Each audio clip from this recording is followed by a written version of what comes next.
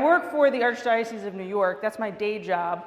SiriusXM owns the Catholic channel. The Archdiocese of New York manages the programming. So I get to go to New York a few times a year. So I went to New York in July for work, and I was just like bit by the bug.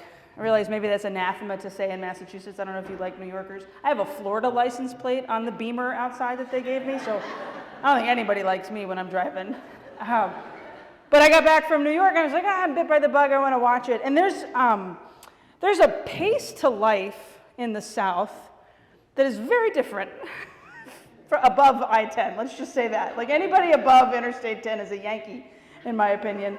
And there's just a different pace to life. And I noticed this interesting thing happen when I was in New York. So my husband and I stayed at the Sheen Center, which is a property that the Archdiocese of New York owns. They have some apartments where employees can stay.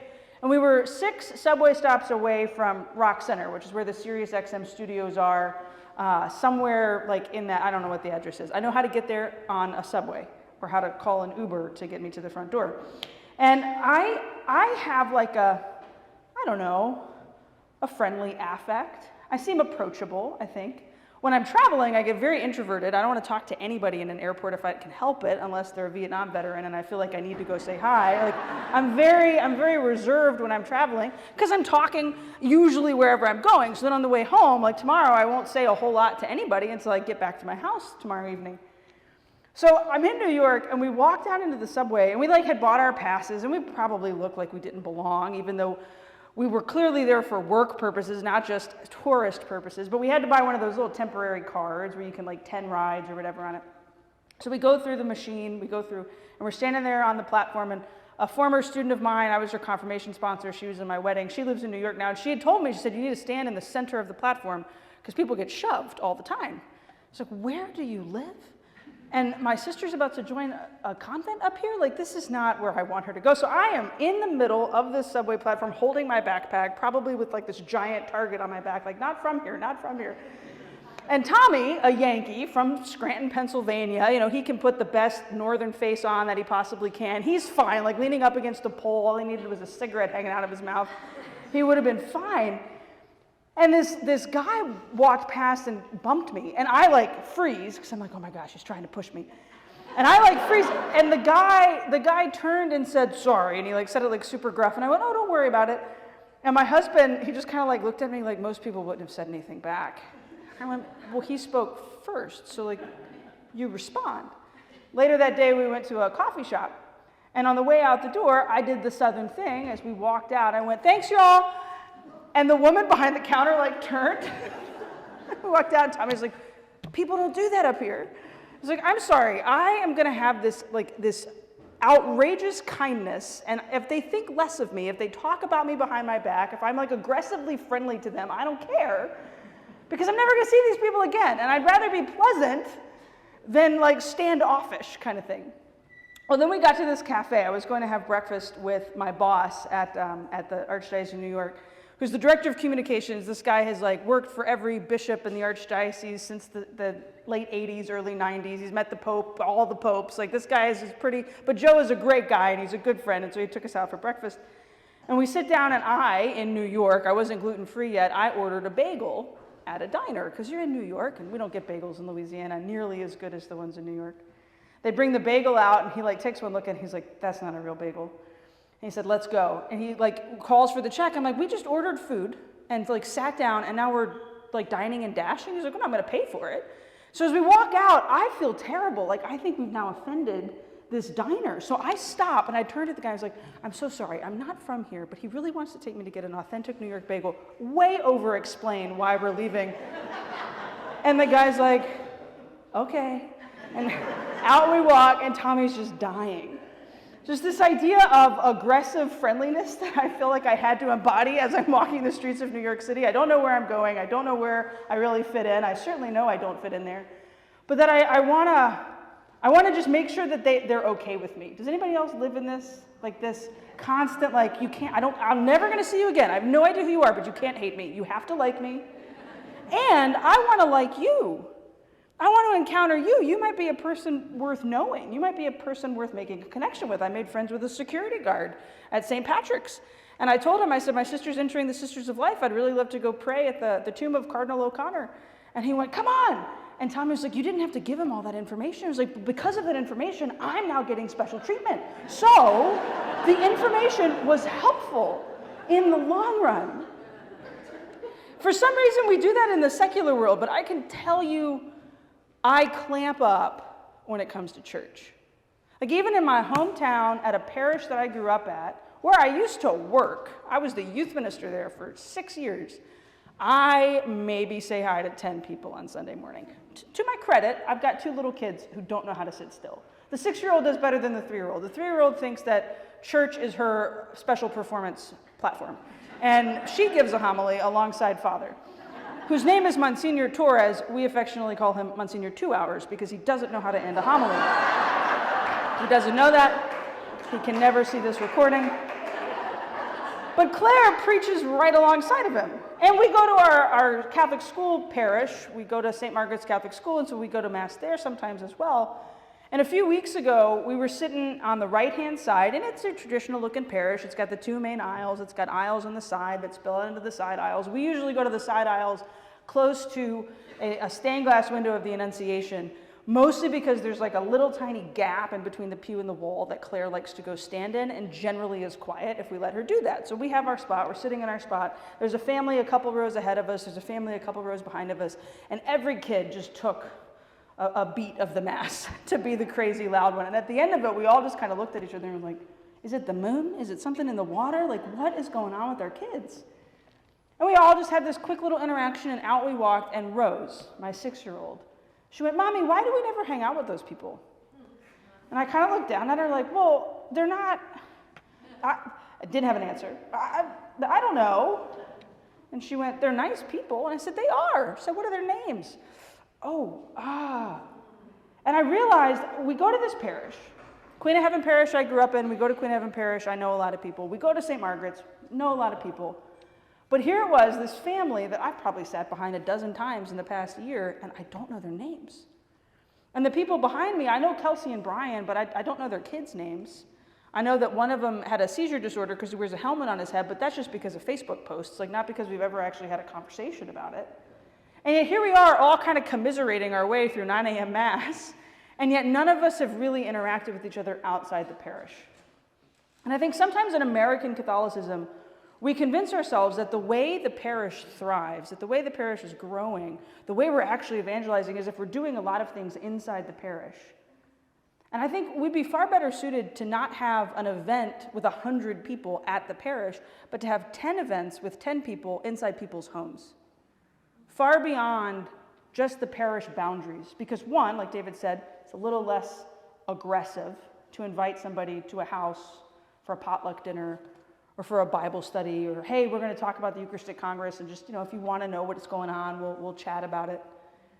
I think sometimes in our approach to ministry, we think that this is what it has to look like, this external thing out there where we do this stuff inside our parish community, and that's good.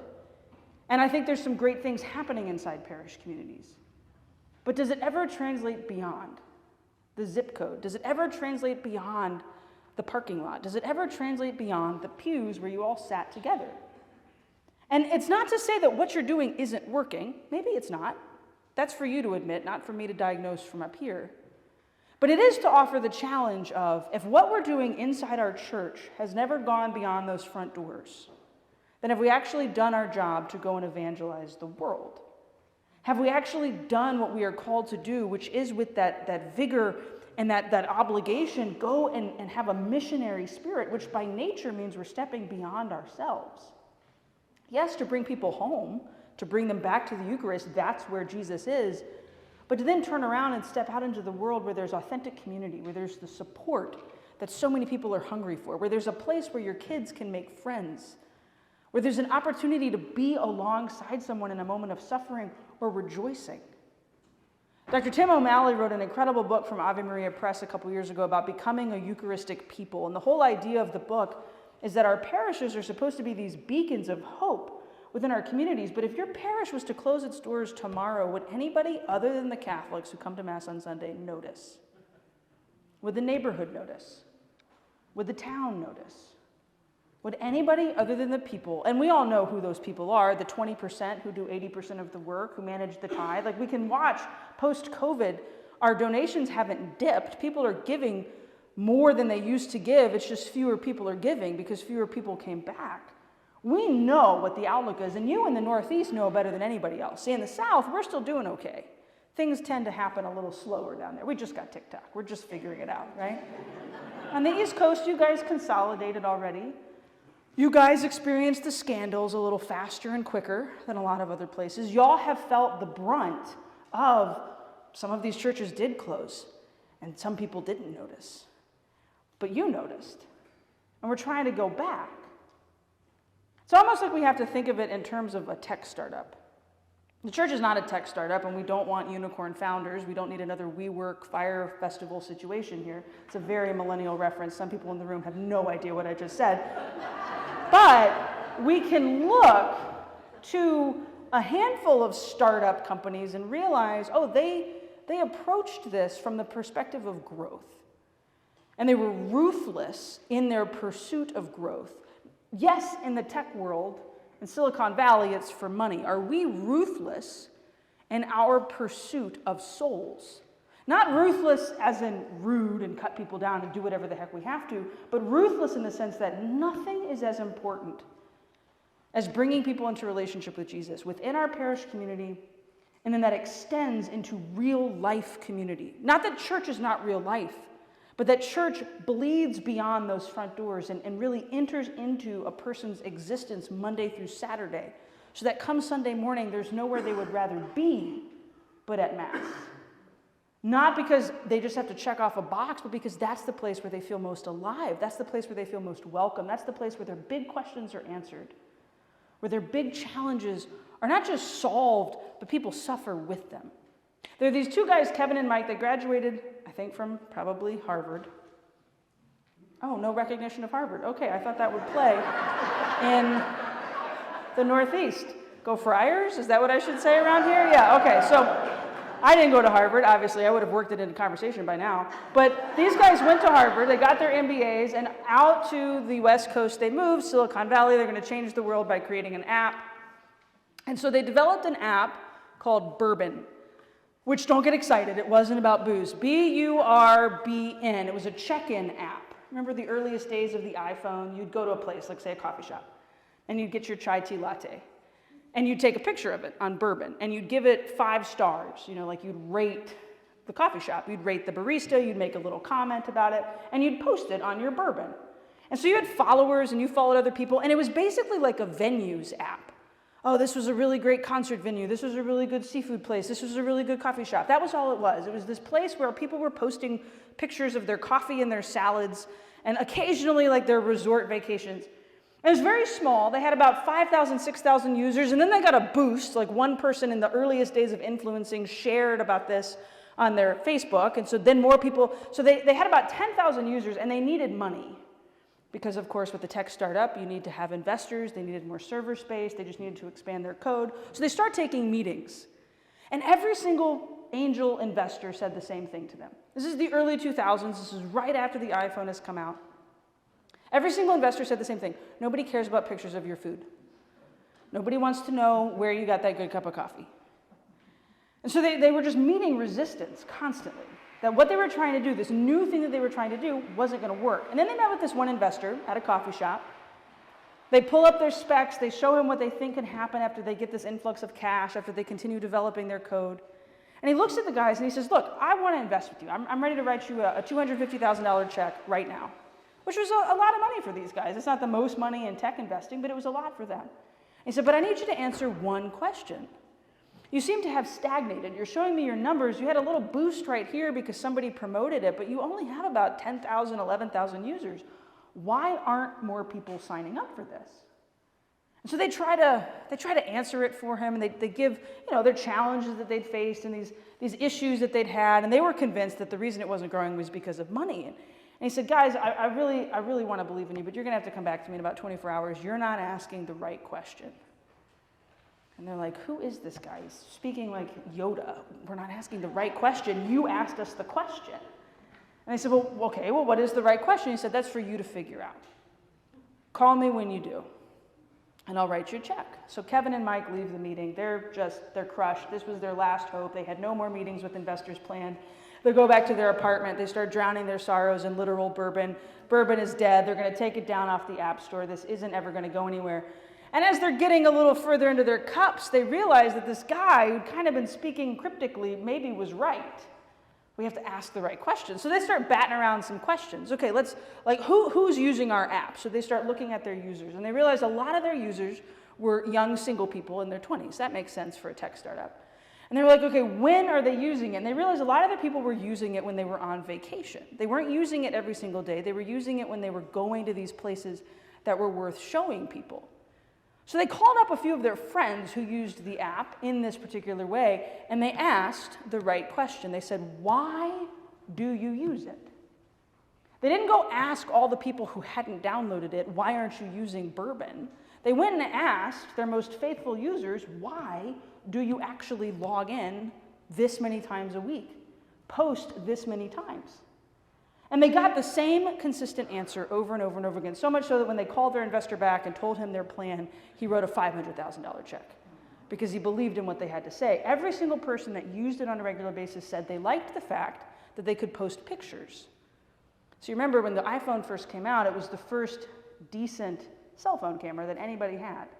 And everybody was collecting these digital photo albums, but we didn't have anywhere to put our pictures unless you went on Facebook and uploaded an album of the same shot 30 different ways with a really cheesy caption that you're embarrassed by 10 years later, right? But bourbon allowed you to upload a single photo with a simple caption, almost like a digital scrapbook. So Kevin and Mike pull the whole thing off the App Store, rewrite the code, and 3 months later, they launched Instagram. They had 1 million users in the first 3 months. Over 2 billion users of Instagram with over 93 million posts a day. That's not including stories and reels. It is one of the largest platforms, primarily for women, primarily for moms. I think half the stuff in my house has been bought because of an influencer on Instagram. Stanley Cups made a comeback because of Utah Mormon moms on Instagram, right? Like, we can track things in the culture because of this platform, because these two guys asked the right question. Why do the people that use it use it? And then how do I improve upon that to make it accessible to everyone else? That's the question the church needs to ask. So frequently we go try to find the users that aren't there, and that, I hate to break it to you, aren't going to come. We can try as hard as we possibly can to bring back the person who disaffiliated because of the scandal. And that person is worth pursuing. Jesus can go after the lost sheep. But you, planning a Bible study, organizing a men's retreat, having coffee and donuts after Mass on Sunday, you might not be the one that brings them back, and that's okay. Because for a lot of us who work in the church, our responsibility needs to be, whether you're working in the church professionally or as a volunteer, or you showed up today, who knows why, to ask the right question of what are we doing already in our parish that's really, really good, that has drawn people in, that has served people well, and how do we do that better? And then those people who are being served by that, who aren't here today, how can we loop them in to this engaging others? You only know so many people. What about that guy who comes faithfully to Bible study but has never really wanted to help out beyond I'm attending? What if the simple question to him was, hey, what do you really like about this Bible study? If he says, oh, I like the guys, the coffee's good, it gets me out of the house first thing in the morning so I can go have some conversation about my faith. What if the question to him was, do you have somebody like at work or in your running group, or you play pickleball with them, that would want to come to this? Why don't you invite him? Because that advertisement on your parish Facebook page, I'm sure you did a great job in Canva making it, but nobody's seeing it.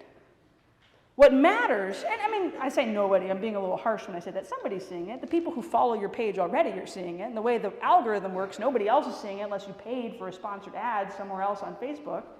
And even then, they're just going to scroll right by, because the average viewing time on the phone these days is 3.5 seconds, 10 if it's a video, and most of our priests should not be put on TikTok videos for a variety of reasons. But that personal invitation from the guy who just shows up and comes faithfully could do a lot more good.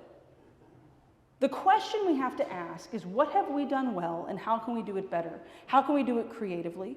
How can we serve our population, serve our community to where if our church's doors closed tomorrow, there'd be a riot?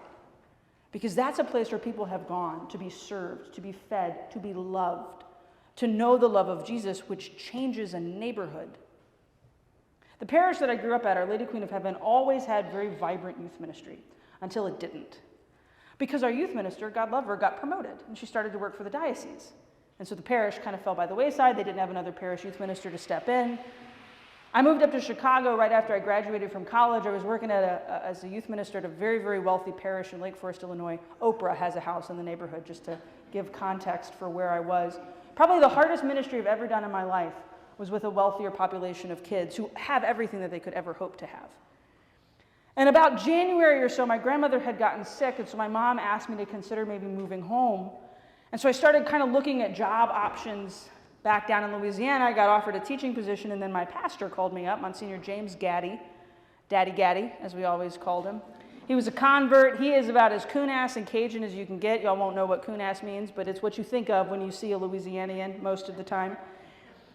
A rough guy, but a good man. And he converted to the faith because his friend, a guy by the name of Gerald, had invited him when he was a teenager to come to this youth group thing that had been going on. And see, Daddy Gaddy, James, when he was a kid, his family didn't really go to church, but his buddy invited him, and so James went to this thing, and all of a sudden he found this group of people that he liked, and they liked him. And he didn't feel judged that he wasn't Catholic. He was the only non-Catholic in the room. There's pretty harsh Protestant-Catholic divide in some parts of Louisiana, but he was welcomed.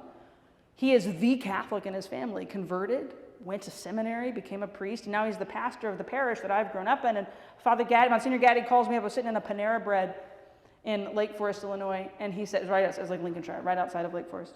Don't go Google where it was. It was one of those towns. But I'm sitting in the Panera Bread, and he calls me up and he says, Katie, I hear you're moving back to Lake Charles. You want to come work for the church? I said, well, Monsignor, I'm working for the high school. And he said, yeah, they're not going to pay anything. Why don't you come work for the church? Okay, great. Offered me a small salary to come basically run Bible studies for the teenagers because we had a huge youth population in our parish that nobody was serving. And so the first thing we ever did was advertise that we were having this Bible study, and I posted flyers, and I passed out cards after Mass, and I introduced myself at all the Masses. And I was Katie Prejean coming back home from the war, essentially. I'd moved to the north, and now I was back in the south. And my mama's cooking was back in my stomach, right? Like life was going to be better. And I thought like I was totally going to win people over with this very casual invitation. Why don't you come on? We're going to have food. We're going to have drinks. We're going to have a good time. I thought for sure that would attract the teenagers. And if it doesn't attract the teenagers, it'll attract the parents, because the parents are going to want something good for them. And the first youth night, I get there at like 5 o'clock. Kids are supposed to come at 6. I had this huge meal catered by Chick-fil-A, because the Chick-fil-A was owned by a local family at the parish. And all these nuggets and all these fries just sitting out, and 10 kids came. Right? It gutted me, because I was expecting like 40 or 50, right? I'd given a really good pitch. I'm good at this. 10 kids came. And I was crushed. And then I remembered this podcast that I'd listened to about the founding of Instagram with Guy Raz called How I Built This, which should absolutely be essential listening for anybody who's trying to build something, where he literally just talks to founders about how they created successful companies. And we are not a company, we are an institution. We are a body of Christ, but we can think like somebody who's trying to grow. And I thought to myself, you know what? I shouldn't think about the kids that didn't show up. I should concentrate on the young people who came. And so I just asked him, why'd you come? One young man said, well, because you wouldn't leave me alone after church. That young man's name was Michael. Michael at the time was a senior in high school, at the high school that I taught at, but he wasn't my student, I taught freshmen. Michael was a good kid, Michael Beverong. He was a good kid. His mom had been my computer teacher at the school, small town, right? Everybody knows everybody. And that's exactly right. Mass had ended, he was at Saturday Mass, and he'd been altar serving, and so I said, well, hey, altar servers should absolutely come to youth group. And he was like, yeah, but I've already gone to Mass, I'm not going to be here for the 5 o'clock tomorrow. I was like, that's okay, you can come back, I don't have a car, I'll come pick you up. Fine, my mom will drive me, right? I pestered him, and he showed up. Michael showed up all year. And then Michael went to seminary the next year. And then in 2021, Michael was ordained a priest. and in 2021 became the godfather of my child, Claire. And this young man who came to Bible study at our youth group, youth night house, came because I pestered him, came because I kind of wouldn't let him off the hook, but then kept coming back because this community had developed. And the food was good, and the conversation was rich, and it was very simple. We would talk about the Sunday reading, we'd pick a theme out of it. Eventually they asked if we could study the catechism, and everybody talks about catechism in a year. We called it Club Catechism, and we ordered, I know this is gonna seem like very deep cut, but you know the little mean green catechism that comes from Australia that's really hard to find in the States? I ordered 40 copies bootlegged online and resold them to the teenagers at $25 a pop because they were cool looking. And kids were literally walking into our youth group with their catechisms out, ready to break it open. Because we just made it accessible to them. And I'm not trying to just stand up here and say, like, do what I did. Because to this day, I don't exactly even know what it was, other than it was the place to be. Because those 10 kids eventually became 15 kids, eventually became 20 kids, eventually became a burgeoning community to where the third summer, over the summer, I had quite a bit of travel coming up, and kids had all these different camps, so we decided we weren't going to do our weekly Bible study. We were going to take a little break. We'd do some like virtual stuff on Instagram, some videos we'd post, and kids could text each other back and forth in a remind text message. But Michael, at that point, had come back for the summer from seminary.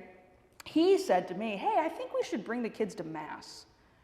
And I went, no, that's what their families do. They go to Mass on Sunday. He said, no, I'm talking like daily Mass. Like, what if we encouraged our youth group, 50, 60 strong at this point, why don't we encourage the youth group to come to daily Mass? I said, okay, yeah, I'll let everybody know. We had a 5:30 p.m. daily Mass. He said, no, I'm talking in the morning. And I went, Michael, these kids are not going to get up for 6:30 a.m. Mass with a bunch of gray hairs. Like, it's not going to happen. They're all going to be the youngest in the crowd by like 50 and 60 years. I say that affectionately. My parents are gray-haired Mass goers these days. Occasionally, I bust in with them when I get my lazy butt out of bed. He said, no, I think we should bring him to 6:30 morning Mass. I think it would be a really great witness to the rest of the parish. His idea, a kid that I forced to come. I said, okay. So we invited some of the teenagers. One of them texted back in the Remind group. He said, what's in it for me? And one of the teenagers replied back, because it was this group chat, everybody could see everybody, Jesus. And so the guy replied back, I'll come for donuts. So I screenshot it, and I texted it to Monsignor Gaddy, and I said, can the parish cover coffee and donuts after Mass for the youth who come to Jesus in Java, is what we were calling it. And I was sending all these text messages while I was standing in the Atlanta airport, like just frantically, and he said, make an advertisement, I'll bring you the credit card when you get back home. That Tuesday, 6:30 morning Mass, we had 42 teenagers and young adults show up without their parents. Most of them got dropped off. So of course the challenge to them when we went to the coffee shop later was bring your mom and dad on Friday, because we did it on Tuesdays and Fridays. There's a little coffee shop 2 turns away from the church, CC's Coffee, community coffee, objectively the best coffee that you'll ever have. Sorry, Duncan. And we took it over. And we didn't take it over flinging our rosaries around or waving our Bibles. They had their catechisms put away. It was just a bunch of teenagers who'd just gone to Mass for 30 minutes and then had gone over to a coffee shop and just hung out. Some kids just had a quick cup of coffee, like a half a donut, and they left. They had things to do. It's the summer. Everybody's got different schedules. Some of them lingered. You could tell they didn't really have anywhere to go, but this was something for them to do that kind of kicked off their day. We did it the whole summer. When the school year began, the kids begged me to keep doing it. And I said, guys, I'm a teacher. I have to be at school by 7:20.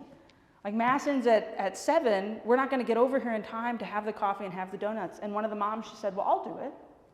And the parish doesn't have to pay. My family will donate once a week. And then another family jumped in and said, well, we'll take care of the Fridays. And so we kept Jesus in Java up. I left that job in 2016 right before I got married, because being a full-time teacher and a full-time wife and a full-time youth minister didn't make a whole lot of sense. And Jesus in Java is still going strong. Every now and then, when I feel like it, I'll pop in. And it's just the coolest thing. It's a completely different group of kids now. I don't know half of them. I've been out of the youth ministry game for a while. I've had children. Maybe my kids will go to it someday. But it started really, really small. And I'm not telling you the story because I want you to do Jesus in Java, though I think it's a great idea and you should consider it. But because there's a method to the way that we approach people. Not just being relentless like I was with this teenage boy, but being persistent. Almost ruthless in your pursuit of the person that you know deserves that relationship with Jesus, that deserves that invitation to living the gospel. We're ruthless in a whole lot of other areas of our life.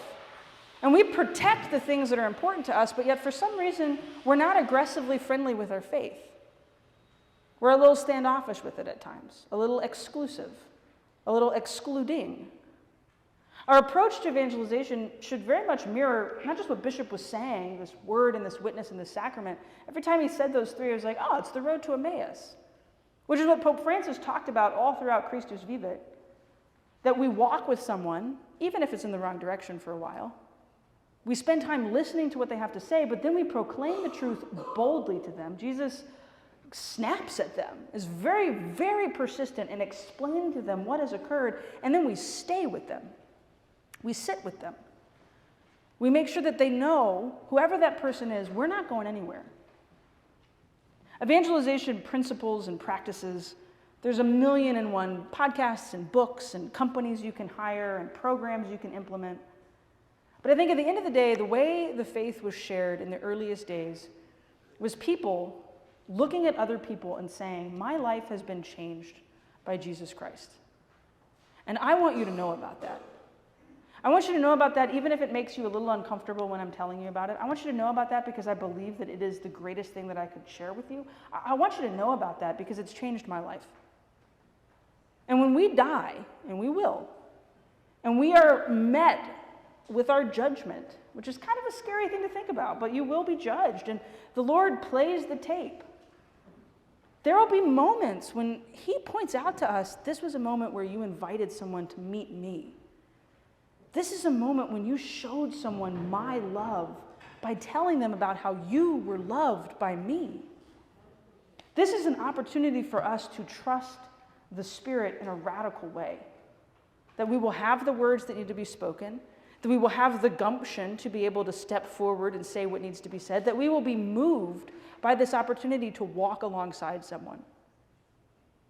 I'll finish with this. My sister, I mentioned, is becoming a religious sister. She just entered the Sisters of Life. So she's in that early formation of postulancy. But before she entered the Sisters of Life, she was a canon lawyer. She finished her canon law degree during COVID. She's finishing up her doctorate. She's writing about, I don't know, like the penal code, something about punishments. It's far above my pay grade. But every now and then, I joke with her. I'll ask her like some nerdy canon law question about like property or somebody's in trouble. This guy was in a regular whatever. A lot of annulment questions that she gets annoyed by. And my marriage is fine. I'm just like legitimately curious because there's all sorts of like in and out weird things. And so there was this one day we're all sitting around the kitchen table and I said, Laura, what's your favorite canon? And she went, that's a weird question. And I said, well, do you have an answer? And she said, yeah, canon 877. And I went, oh, what's that one about? Any canon lawyers in the room? Anybody know 877? You'd think it'd be something cool, like your rights as a layperson or a bishop's ordination or something. No. Canon 877 is about baptismal records. Riveting stuff. So I go look it up because we're a nerdy family and I have a code sitting in my office. I don't understand it, but I've got it sitting there.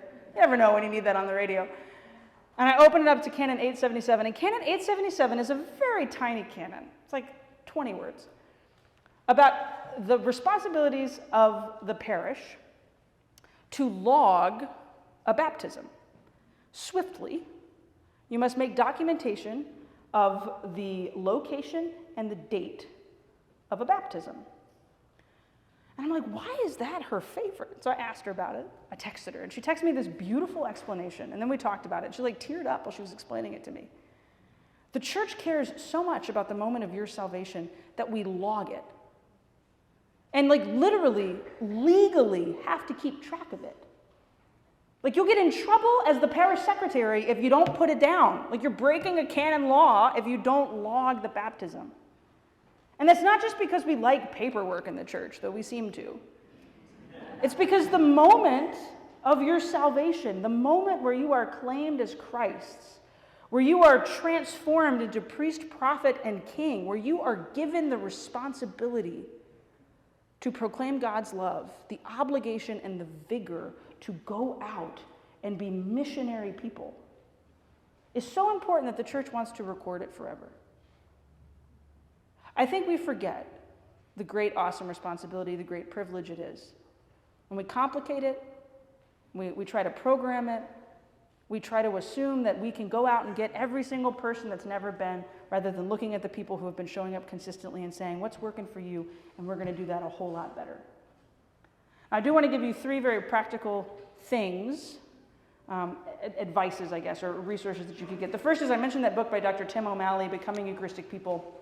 In this year of Eucharistic Revival, Ave Maria Press, full disclosure, I work with Ave Maria Press. I'm not getting a kickback for telling you what I'm about to tell you, though. But if you order, I believe it's like 15 or more copies, you can get the book down to like $2.50 a piece. And the whole premise of the book, it's a very, very small book. It's like 150 pages, so you can do a book study with it. It's about what does our parish look like when we go beyond our walls as Eucharistic people. It's excellent. Dr. O'Malley teaches at Notre Dame. He's an incredible theologian. He's a dear friend. It's a wonderful book, Becoming Eucharistic People. The next thing I want to tell you about is a resource that I developed with Ave Maria Press. It's called Ave Explores. We are about to launch our 21st season of Ave Explores. It's a podcast, a multimedia thing. We have videos, we have articles, we have podcasts. Our 21st season is going to be all about liturgical living in the home. So what does it look like to actually live the liturgical year? Not just Advent and Lent, but the entire year, church feast days, baptismal birthdays. Ave Explores. The next season actually starts next Wednesday, so you can get it wherever you get your podcasts. But I'm telling you specifically that there's 20 other podcasts. We have over 173 episodes already available. Next month, we are launching a group conversation guide for Ave Explorers, to where a lot of people do book studies, but you could also do a podcast study, where you listen to a podcast, here's some questions, you can put people in text message groups, you can put people in conversation groups, just an opportunity to continue to dive into. We've got seasons on the saints, church architecture, on Mary. It just kind of covers the gamut. Really, you can track what I've been interested in over the past 4 years by looking at what all those different podcast themes are because of the way those conversations explore. The other resource I really, really want people to know about is Hallow. And I'm not the first person to ever tell you about Hallow. You all probably know Mark Wahlberg personally, so you've definitely seen Hallow across your social media feed. Hallow is, I think, one of the coolest things that we've ever created in the life of the church. If you go to hallow.com/Katie McGrady, you can actually get 30 free days. I don't get a kickback from that either. But I am an employee of Hallow because my husband and I do a family podcast that comes out every Sunday morning called Family Mass Prep. It's a 10-minute podcast designed for kids between the ages of 5 and 15.